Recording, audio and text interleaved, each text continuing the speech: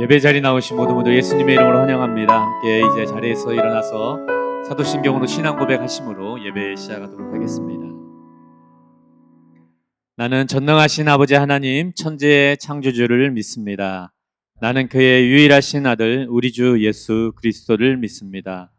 그는 성령으로 잉태되어 동정녀 마리아에게서 나시고 본디오 빌라도에게 고난을 받아 십자가에 못 박혀 죽으시고 장사된 지 사흘 만에 죽은 자 가운데서 다시 살아나셨으며 하늘에 오르시어 전능하신 아버지 하나님 우편에 앉아 계시다가 거기로부터 살아있는 자와 죽은 자를 심판하러 오십니다. 나는 성령을 믿으며 거룩한 공교회와 성도의 교제와 죄를 용서받는 것과 몸의 부활과 영생을 믿습니다. 아멘. 이제 함께 주님을 찬양하며 나아가도록 하겠습니다.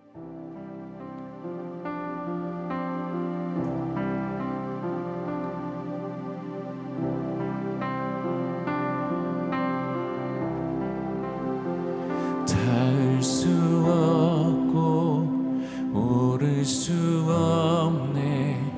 사망의 권세 놓인 우리 절망 가운데 하늘을 보며 주의 이름 나 부를 때 어둠을 뚫고 주님의 사랑 내 영혼을 비추시네. 모든 것 이미 이루신 주님 주 예수 내 산소망.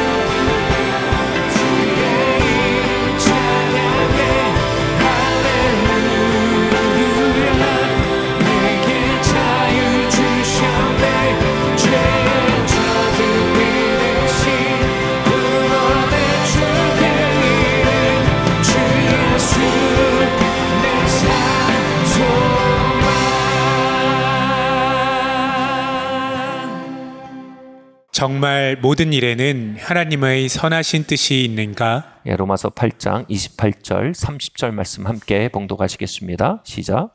우리가 알거니와 하나님을 사랑하는 자 곧 그의 뜻대로 부르심을 입은 자들에게는 모든 것이 합력하여 선을 이루느니라.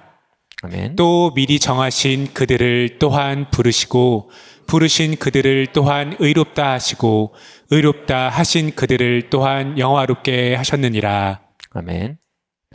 제가 종종 하는 말이지만 오늘날 모든 사람들에게 가장 중요한 지식이 있다면 그것은 바로 영원에 대한 지식일 겁니다.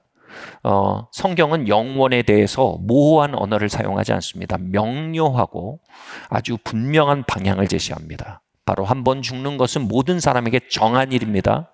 그리고 그 이후에 뭐가 있어요? 심판이 있습니다. 뭘 심판합니까? 두 가지의 심판이 이루어집니다. 바로 구원받은 자와 구원받지 않은 자의 운명을 나누는 천국과 지옥을 가르는 심판이 있을 것입니다. 그리고 또 하나의 심판은 뭐냐면 구원받은 자들 안에 참으로 상급이 다루어질 것입니다.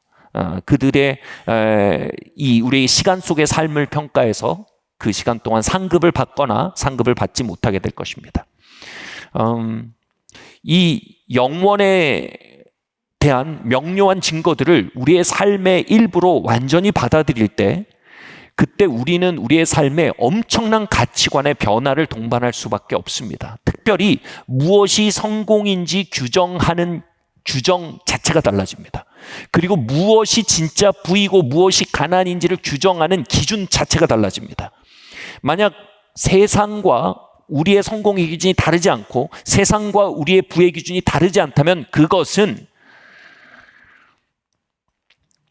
영원에 대한 지식이 선명히 안에 자리 잡지 않았기 때문입니다. 2년 전쯤에 인도네시아에서 부흥운동을 이끌고 있는 필립 멘토파라는 사람을 만난 적이 있습니다. 저보다 겨우 한 2살 정도 많은 사람인데 이 모슬렘 국가죠. 인도네시아에서 정말 모든 것을 다 쏟아부으면서 다름질하고 있는 사역자였습니다. 굉장히 많은 위협과 도전을 받는 위치에 있습니다. 그럼에도 불구하고 정말 그에게 주어진 생명 아끼지 않고 열정적으로 달려가는 그의 사역을 통해서 하나님 기름 부으시고 수십만의 사람을 그를 통해서 주님께로 이끄셨습니다. 제가 그를 보면서 저랑 어찌 보면 같은 또래인데 아니 어떻게 저렇게 살 수 있을까라는 생각이 들었습니다. 그런데 그 비밀은 여기에 있었습니다. 그는 젊은 시절에 초자연적인 어떤 그 경험을 하게 됐어요. 바로 지옥을 체험적으로 경험하는 일이 있었습니다. 지옥을 약간 방문했다 그럴까요? 뭐라고 설명해야 될지 모르겠는데 제가 이런 거는 제가 좋아하지 않습니다. 원래 뭐 천국 경험하고 지옥 경험하고. 근데 그것이 성경과 일치한다면 우리는 그것에 대해서 부정할 이유가 없죠. 근데 그의 증거가 성경과 매우 일치하고 있었어요. 지옥을 그가 체험했는데 그것은 정말 고통과 두려움으로 가득한 공간이었습니다. 하나님의 임재가 전혀 없고 사단과 그의 졸개인 악마들이 그 지옥에 온 사람들을 무작위로 유린하고 있는 곳이었습니다. 그 고통은 영원한 고통이었습니다. 그 고통의 장소를 보며 그는 경악했고 몸을 떨었습니다. 그리고 그 일에서 깨어난 뒤에 그는 시간을 보는 관점이 완전히 달라졌어요. 자신에게 주어진 모든 시간을 영원을 준비하는 시간으로 사용하기 시작했습니다.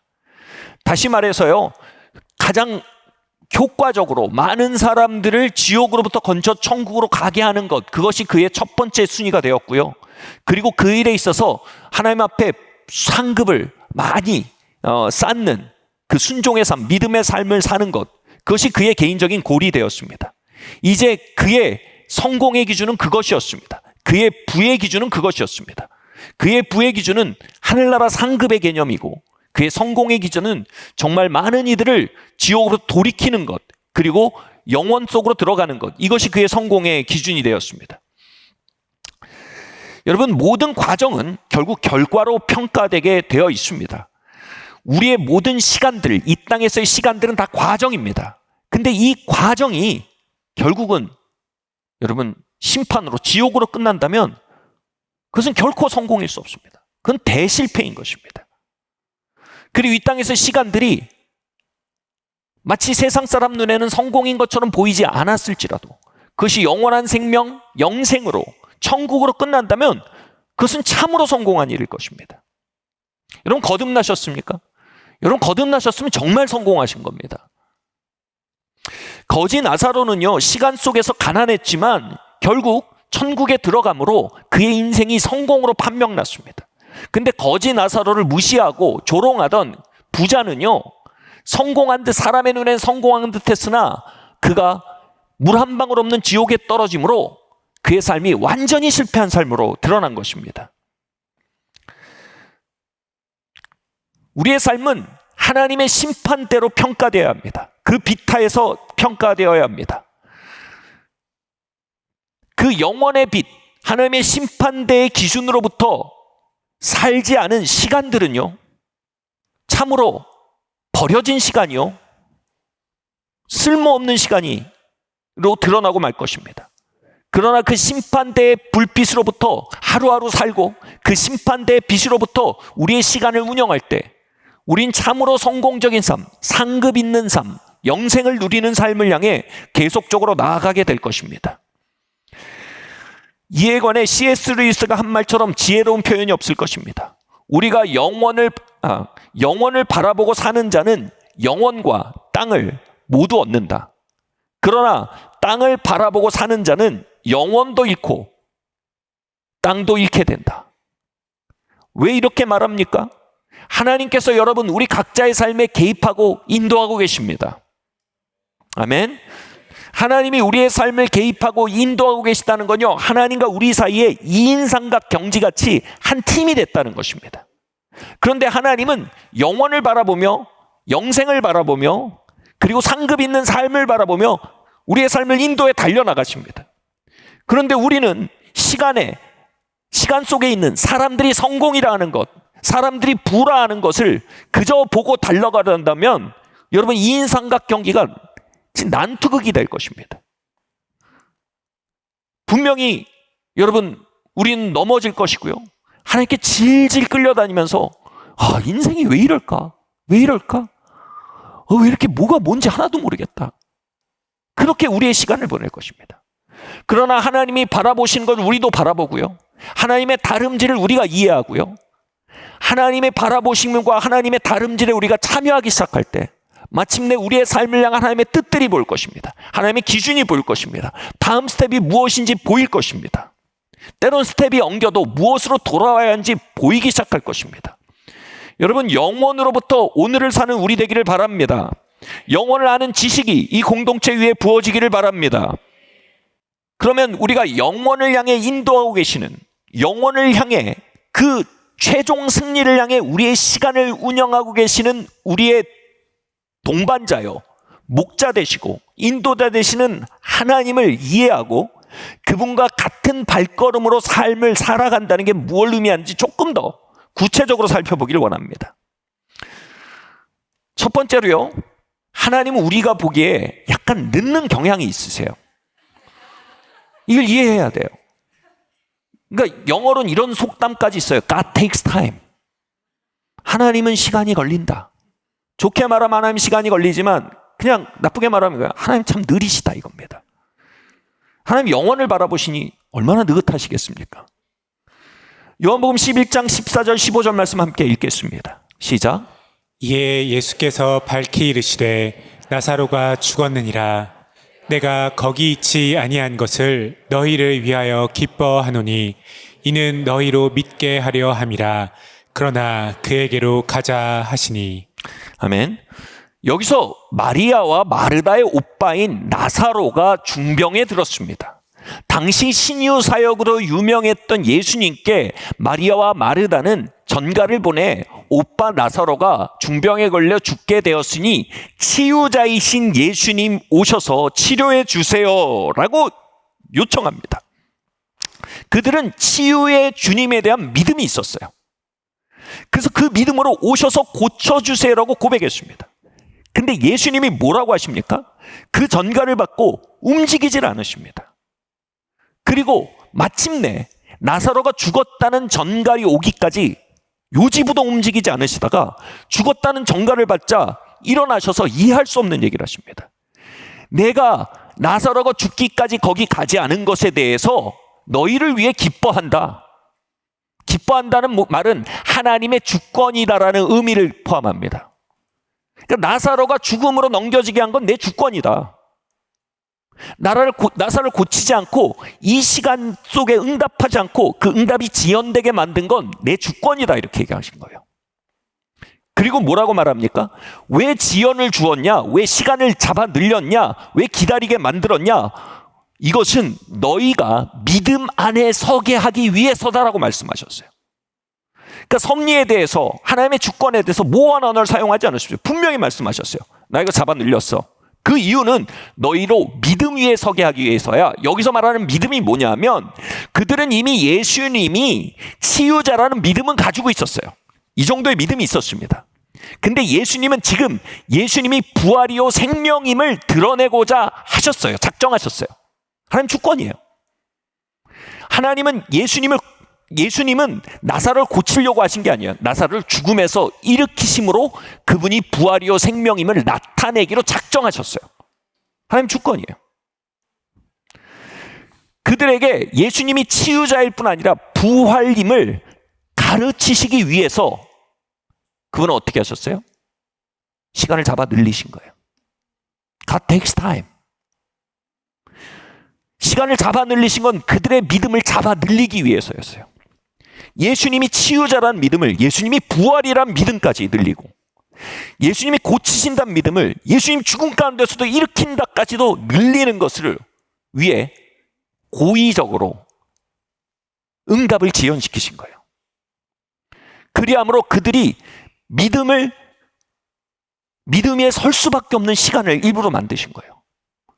이 믿음을 잡아 늘린다는 말을 영어로 stretch out이라는 표현을 전 잘 씁니다. stretch out. 이게 뭐냐면 가장 잘 보여주는 게 뭐냐면 태권도 할 때 여러분 다리 찢기, 이게 stretch out입니다. 제가 7살 때도 태권도를 했고 한동안 쉬다가 20살 때 태권도를 다시 했어요. 그러니까 어렸을 땐 제가 다리가 쫙쫙 올라갔죠. 유연했고, 그리고 어렸을 때 태권도 하면 다리가 잘 올라갑니다. 조금만 찢어도 올라갑니다. 근데 20살에 가니까 그 각이 엄청 내려왔어요. 근육이 굳었어요. 이거를 엄청나게 찢어야지 태권도가 가능해집니다. 여러분, 하늘나라의 하나님의 왕국의 재화는 믿음입니다. 우리의 믿음이 영적인 차원에서는 우리의 운신의 폭이 됩니다. 지금 그들이 가진 믿음으로는 하나님이 가져오신 하나님 나라 운동을 펼쳐낼 수가 없는 거예요. 그들의 믿음의 다리를 잡아 늘리시는 거예요. 제가 태권도에서 20살 때 태권도에 가가지고 제 다리를 찢는데 그 관장님이 제 다리를 이렇게 벌려놓고 여기에 자기 다리를 탁 걸더라고요. 그리고 앞으로 당깁니다. 그럼 정말 지옥이 시작이 됩니다. 이 스트레치 아웃이에요. 막 당깁니다. 그러면 제 일념은 이거예요. 이 긴장이 빨리 끝났으면 좋겠다, 이 생각밖에 없어요. 이거 빨리 해결됐으면 좋겠다, 이 생각밖에 없어요. 근데 태권도장님의 일념은 이거예요. 이 근육 좀 빨리 늘어났으면 좋겠다. 이 두 생각이 충돌합니다. 태권도장님이 이렇게 쓰는 스킬이 이거예요. 하나, 둘, 셋, 둘, 셋 하면 이제 끝나는 것 같잖아요. 근데 다시 하나, 둘, 셋, 둘, 셋. 그럼 끝나는 것 같은데 셋, 둘, 셋, 넷, 둘, 셋. 끝나는 건 안 끝나고 계속 당겨요.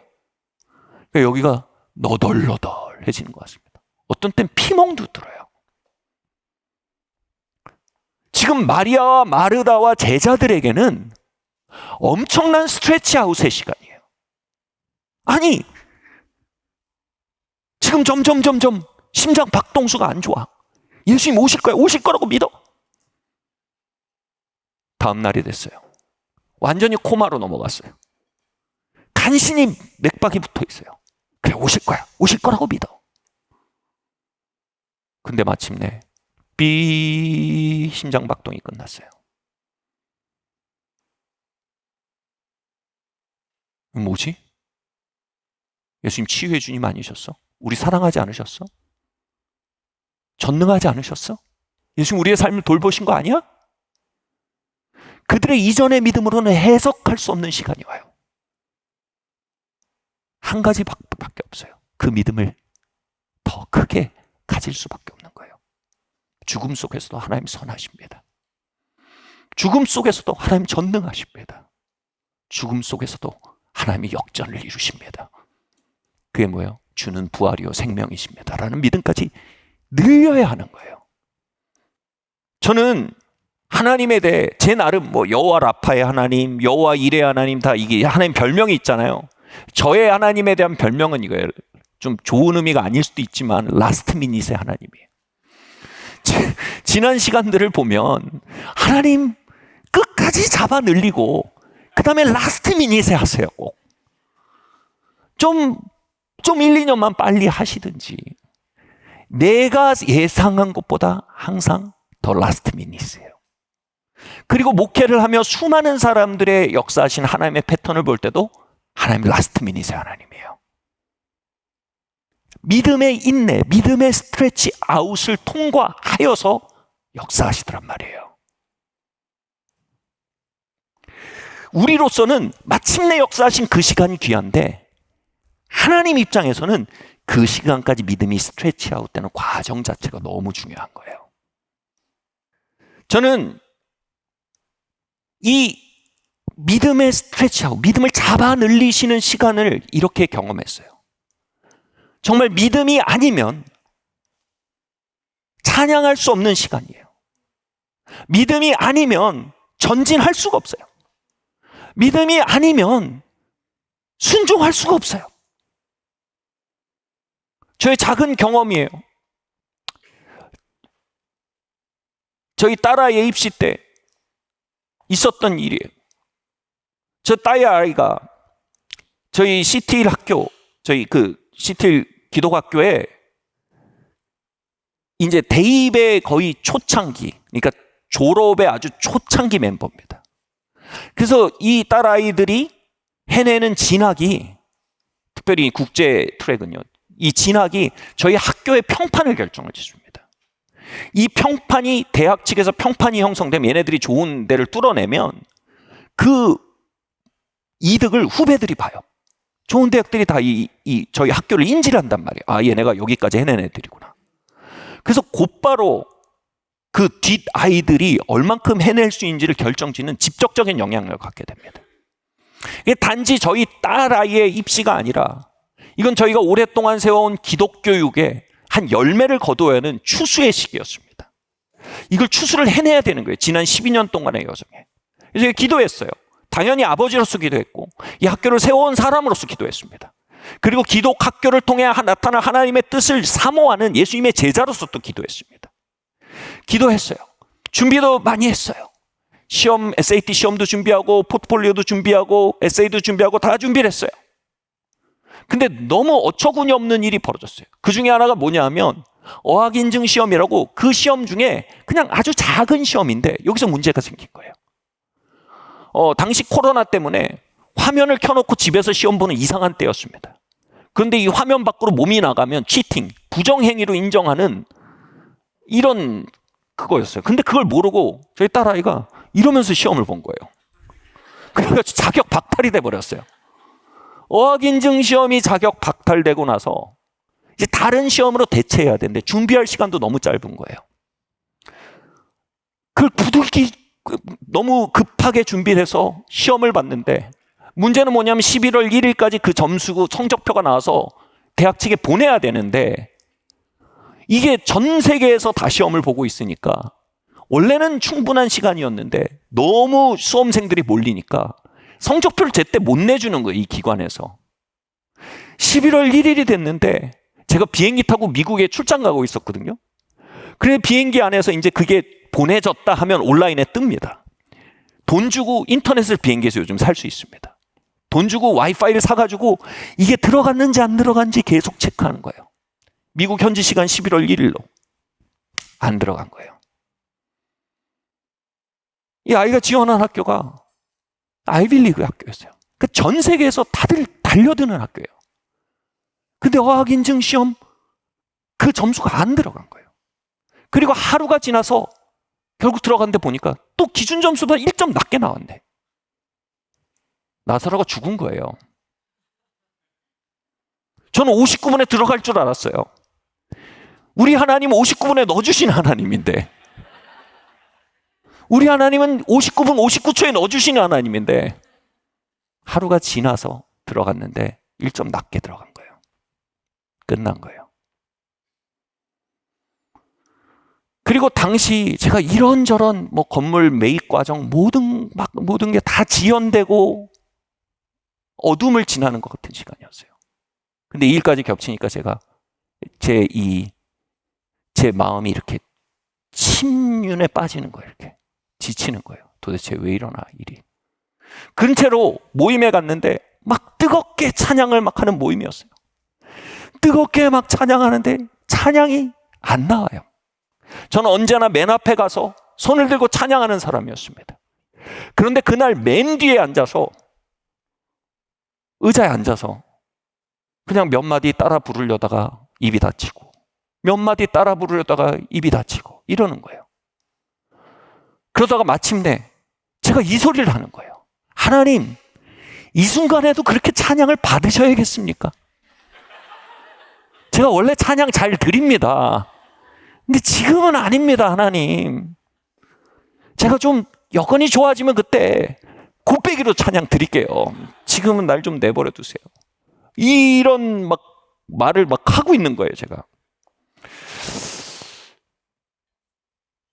그런데 그 순간에 찬양이 제가 그렇게 딱 말을 하고 있는데 찬양이 딱 바뀌는 거예요.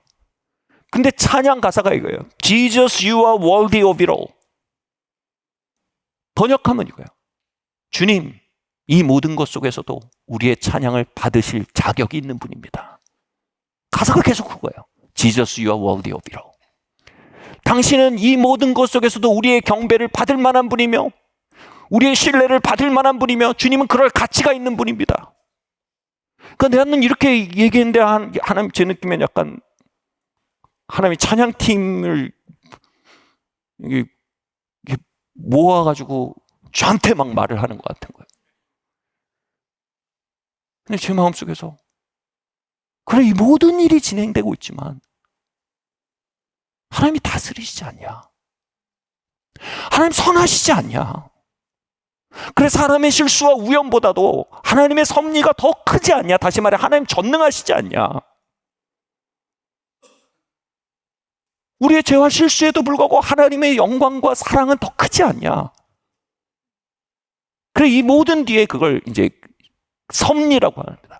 섭리의 주님이 계시지 않냐? 이 모든 것을 협력하여 선을 이루시는 하나님에 대한 고백이 있지 않냐? 그 순간 제 마음에 이게 고백이 나온 거예요. Jesus, you are worthy of it all. 당신 찬양 받으실 자격이 있는 분입니다. 이 속에서도. 주님이 그러시는 것 같은 거예요. 야, 영준아, 이 모든 것 속에서 내가 받는 찬양이 나한테는 금 같은 거야. 너희가 찬양할 수 있어서 찬양할 때는 그건 믿음의 찬양이라고 하는 게 아니야. 그건 분위기 따라 하는 거고, 진짜 믿음의 찬양은 찬양할 수 없는 것 같은 것들이 보이고, 찬양할 수 없는 것 같은 소리가 들리고, 찬양할 수 없는 것 같은 감정에 둘러쌀 때 순전한 믿음, 그냥 온전히 믿음이 아니면 찬양할 수 없는 것 같은데 드려지는 게 그게 믿음의 찬양이야. 내가 네 믿음을 받을 자격이 없냐?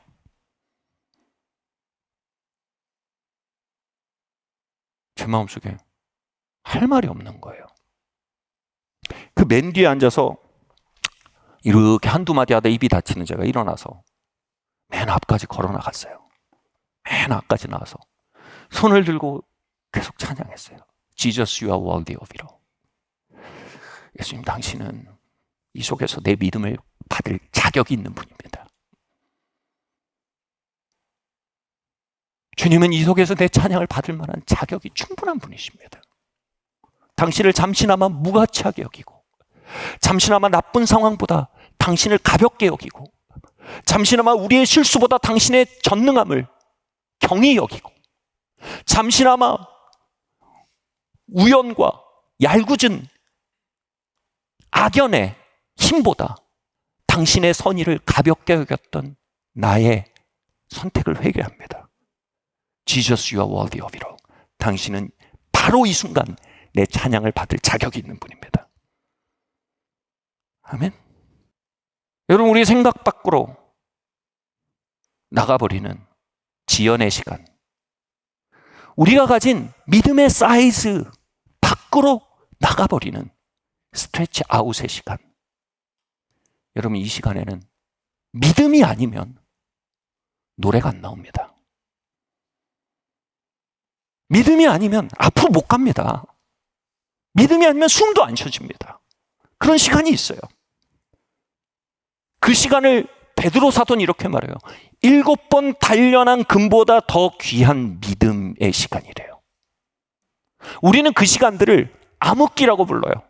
보이는 거 하나 없고 잡히는 거 하나 없고 들리는 거 하나 없고 내가 오직 믿음으로 살아야 됐어.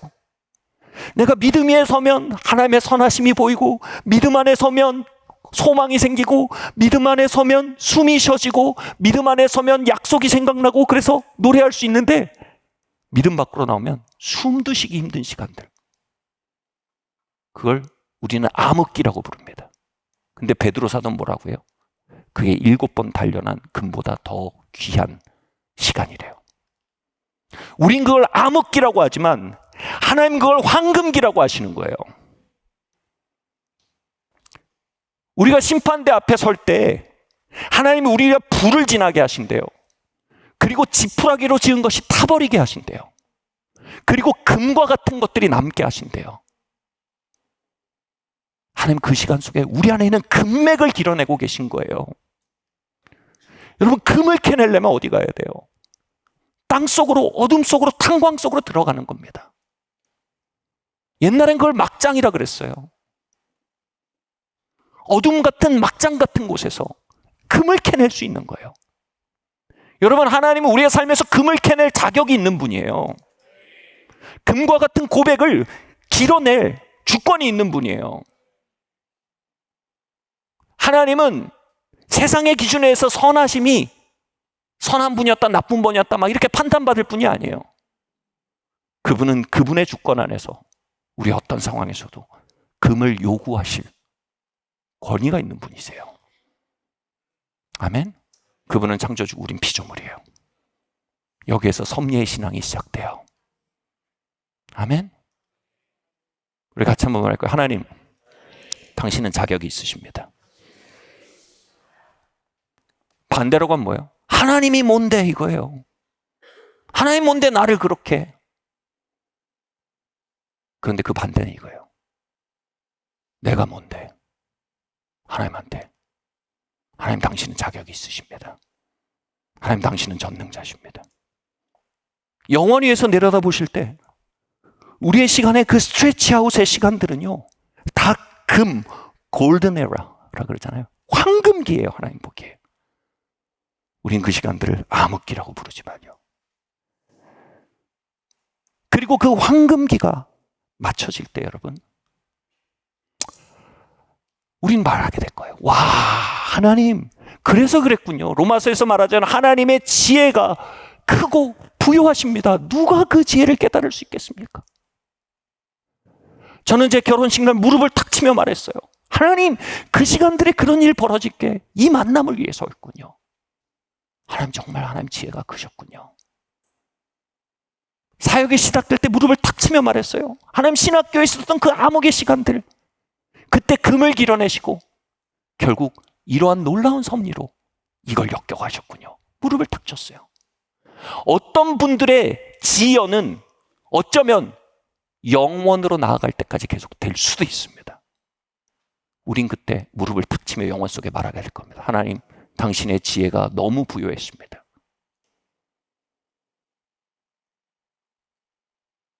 여러분, 그분들은요, 하나님의 엄청난 신임을 받는 분들이에요. 그 안에 어마어마한 금맥이 있음을 하나님 들여다보는 분들이에요. 여러분, 어둠 속에서 우리 인생의 황금기를 열고 계신 하나님 신뢰하시길 바랍니다. 저 뒤에 입이 닫혀져 있는 수동적인 분노의 자리에서 앞으로 달려나오십시오. 두 손을 드십시오. 입을 여십시오. 그리고 말하십시오.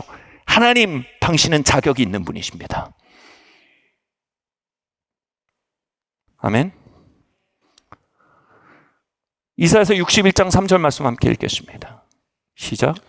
무릇 시온에서 슬퍼하는 자에게 화관을 주어 그 죄를 대신하며 기쁨의 기름으로 그 슬픔을 대신하며 찬송의 옷으로 그 근심을 대신하시고 그들이 의의 나무 곧 여호와께서 심으신 그 영광을 나타낼 자라 일컬음을 받게 하려 하심이라. 아멘. 여러분,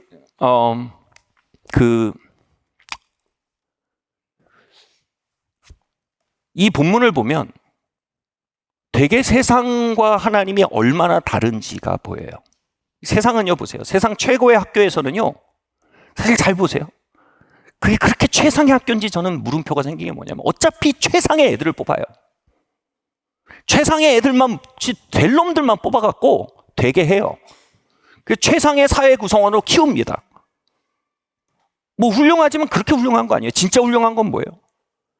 별로 아닌 애들을 모아갖고 최상의 사회 구성원으로 키워내면 그게 진짜 최고의 학교 아닙니까?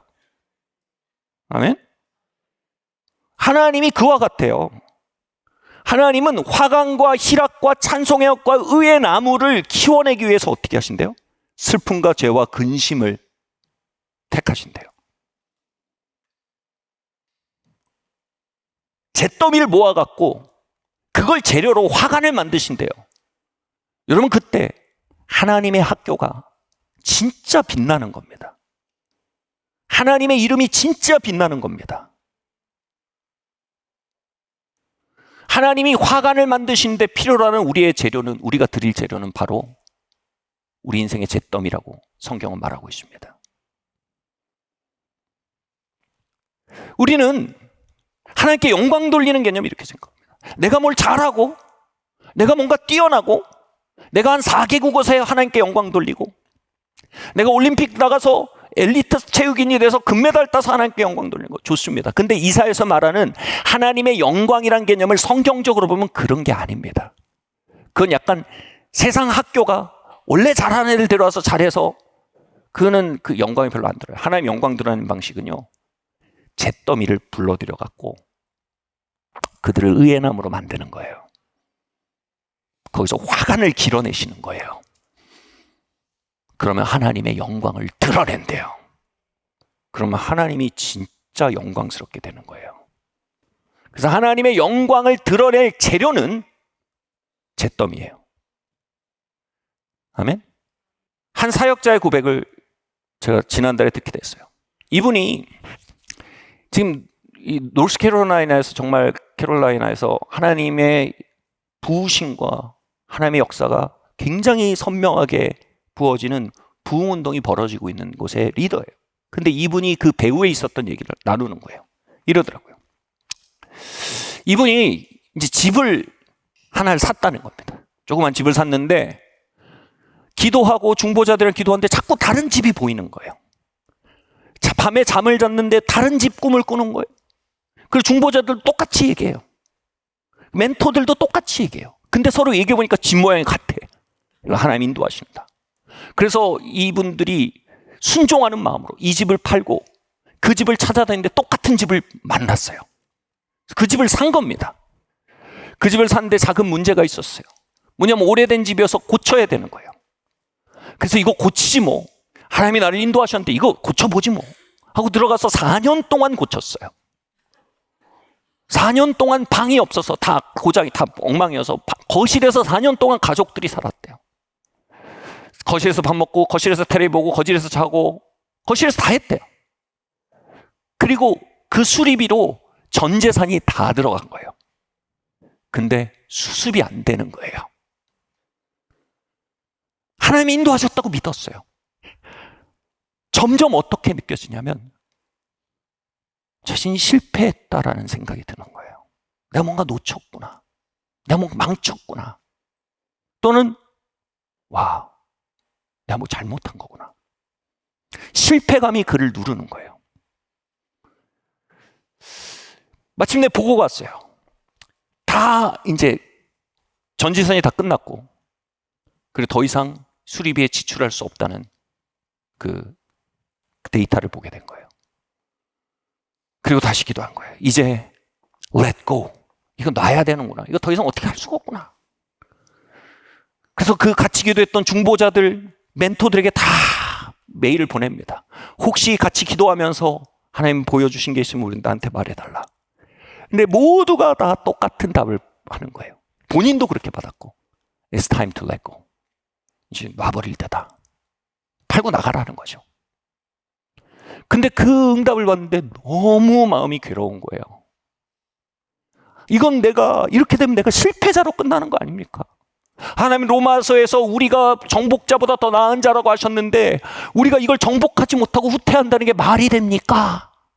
막 항변이 일어나는 거예요. 난 실패자 같습니다. 이게 무슨 정복자입니까? 그런데 그때 성령께서 이렇게 감동하신 거예요. 야, 너 성경을 좀 꼼꼼히 읽어봐라. 나는 네가 정복자라고 한 적이 없다. 네가 정복자보다 나은 자라고 했다. 하나님, 이건 너무 말장난 아닙니까? 근데 거기서 이 그림이 보이는 거예요. 미국의 슈퍼볼 경기가 있는데 거기서 정말 피땀 흘려서 슈퍼볼에서 우승을 합니다. 선수들이요. 이게 정복자들이에요. 이 사람들이 정복하고 챔피언이 돼서 막 트로피를 들고 기뻐합니다. 그때 스테디움 관중석에 있던 그 선수들의 아이들이 이 운동장 안으로 걸어 들어옵니다. 그리고 아빠 어깨에 올라탑니다. 그리고 같이 트로피를 듭니다. 그러면서 이런 마음이 드는 거예요. 이게 정복자보다 나은 자다. 난 너에게 정복자가 되라고 한 적이 없다. 너에게 성공하라고 한 적이 없다. 너는 정복자의 아들이다. 내가 정복자다. 너의 모든 시간 속에서 나의 어깨에 올라오는 법을 배워야 한다. 그러면서 이런 마음이 드는 거예요. 나는 너의 성공에 감동하지 않는다. 나는 너의 순종에 감동한다. 나는 이 시간 속에 있었던 너의 순종을 금으로 받았다.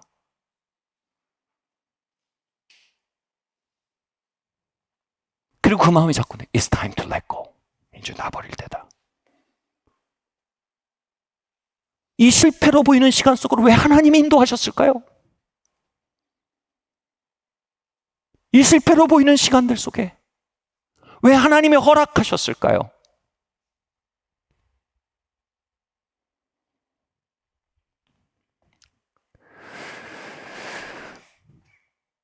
여러분, 소제라는 제사가 있어요. 소제는요, 곡식을 그냥 드리지 않고 갈아서 드립니다. 곡식을 갈아요. 그럼 가루가 됩니다. 이 가루가 된 곡식에다가, 잿더미같이 가루가 된 곡식에다가 유향과 기름을 더합니다.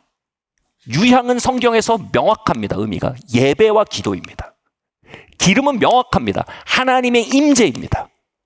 다시 말해 그 가루와 같은 시간들, 그 시간들을 기도와 예배로, 하나님의 임재로 적실 때 그것이 소제가 됩니다. 하나님께 향기롭게 드려지는 제사가 됩니다. 하나님은 때론 우리에게서 소제를 받으십니다. 그 소제의 시간을 통해서요,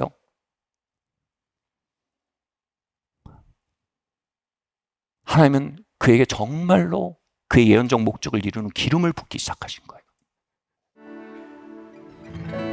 오늘 이 주일 우리의 마음을 새롭게 하시니 감사합니다.